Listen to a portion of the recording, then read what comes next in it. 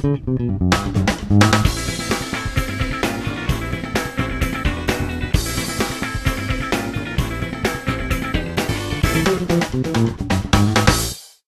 only way that I can properly start this review is by saying one thing.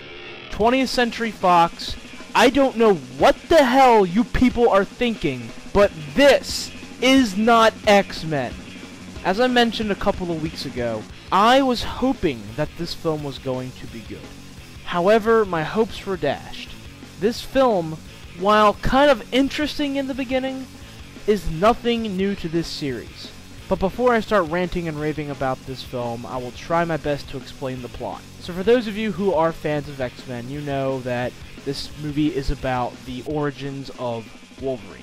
It starts off with him as a kid, along with his brother, who of course becomes Sabretooth, and they go through many American wars together. Wolverine ends up working for the government for a while, but decides he doesn't want to do that anymore.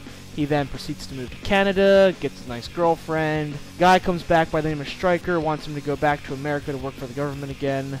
And Wolverine says, no, I don't want to do that anymore. And then the next day, his girlfriend is killed by his brother, Sabretooth. So Wolverine sets out to get his revenge by joining up with the government and getting the adamantium grafted to his body, which is of course what Wolverine is known for. So you have basically the beginnings of Wolverine for the plot of this film. Now let me say again that this film is nothing new.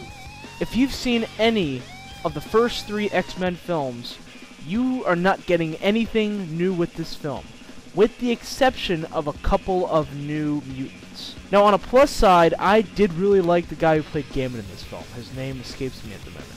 But he was pretty good. But unfortunately, he's only in the film for about 25 to 30 minutes at the end. And then there are other characters that are on screen for too long, like the character of Stryker. And for those of you who have seen X-Men films before, you know that he is a central character in X-Men 2. Now, he is, of course, a big character in this film, as he should be, but he's on screen for a long time and has a lot of lines. He shouldn't be the central antagonist in this film. Now, I'm not going to give away a lot of what this film did. Like I've said in past reviews, I hate giving away the endings to films. But they did a lot of weird stuff with some of the characters. The best example I can give is Deadpool. What they did with Deadpool in this film really astounded me. Now, when I was a kid, I did read X-Men, and I loved those comics, so I know the character Deadpool. However, what they do with him in this film just astounded and shocked me. But what did surprise me was that Ryan Reynolds actually didn't do that bad of a job with Deadpool, but he's rarely on screen, so it's not that big a character, but the route they take with him is just so odd and out there. I was just dumbfounded for the rest of the film. So most of the acting in the film actually wasn't that bad, but the dialogue and plot just seemed really odd to me. I mean, you cut between scenes of Hugh Jackman going, "Ah!" Cut to a second scene, "Ah!" Cut to the third scene, "Ah!" How is this progressing the plot? "Ah! Come on! Stop it, Hugh Jackman! Ah! This is not what Wolverine is about! You just screaming in the woods!" It almost seemed as though the writers of this film just said, oh, well, we don't know what we're going to do in this scene. I'll just have Hugh Jackman screaming somewhere. That'll work. Sorry, 20th Century Fox. We like to have some good dialogue and some good plot to go along with our action. And by the way, the action in this film is nothing that we haven't seen from the first X-Men. So there's not much else I can really say about this movie. Like I said, it brings nothing new to the table in the series. While it is kind of interesting to see Wolverine's origins, they've completely changed it around from how they had it in the comics. So if you are a true fan of the comics, you're not going to like this movie. However, if you've never read the comics and you've just seen the films, you're not going to know any of these differences. So you're just going to go in and you may like the film, but I pretty much guarantee you're going to be disappointed with some of the things that go on in here.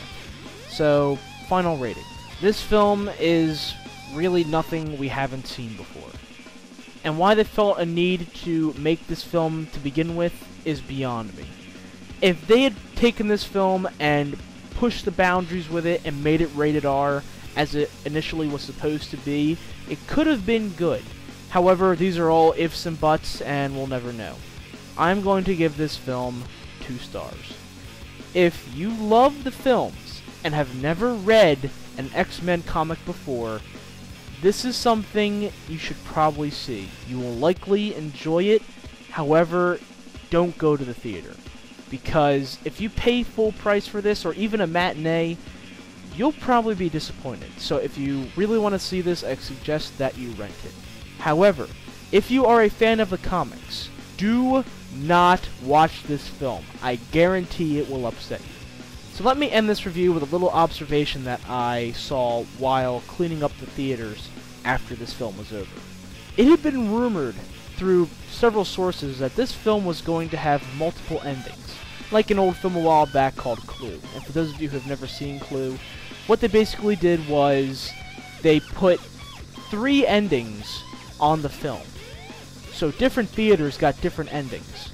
It was rumored they were going to try and do something like that with this movie, and I thought that was a terrible idea. But they actually did that. Let me stress that the ending before the credits is the same for every film. However, it's during and after the credits, when you get all the little bonus material that they like to throw in, that is different on every film. Our theater got 2 prints of this, so I've been able to see 2 of the bonus endings. I just question what 20th Century Fox's motives are in this. Do you really expect people to go and see this below mediocre film 3 times just to see some bonus material? What do you take us for? But again, I shouldn't be shocked by this, because this is the same company that brought us Dragon Ball Evolution and Street Fighter for the last couple months. So, take care.